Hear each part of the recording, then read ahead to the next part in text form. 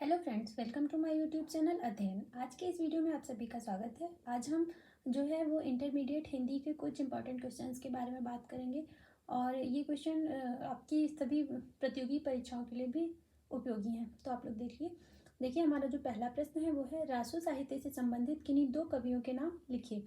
तो रासो साहित्य से संबंधित जो कवि हैं उसमें है नरपति नाल, जगनिक, सारंगधर और चंद बरदाई।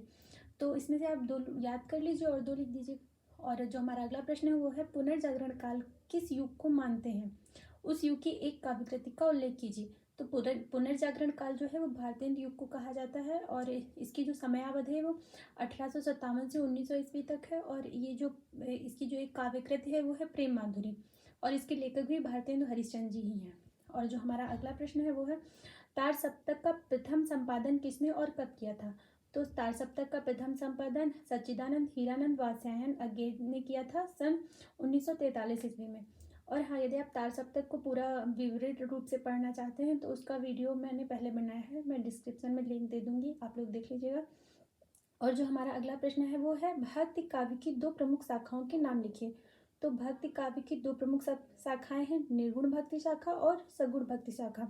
निर्गुण भक्ति शाखा की भी दो शाखाएं हैं, वो एक है ज्ञानाश्रयी और दूसरी है प्रेमाश्रयी। और सगुण भक्ति शाखा की भी दो शाखाएं हैं, उप शाखाएं हैं, उसमें एक है कृष्ण भक्ति शाखा और दूसरी राम भक्ति शाखा।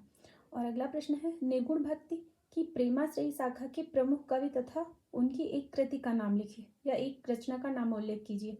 तो निर्गुण भक्ति की जो प्रेमाश्रयी शाखा के प्रमुख कवि हैं उसमें है मलिक मोहम्मद जायसी, उनकी एक रचना है पद्मावत। और जो दूसरे कवि हैं मंझन, उनकी एक रचना है अखरावट। इसमें से आप दो में से कोई एक लिख सकते हैं।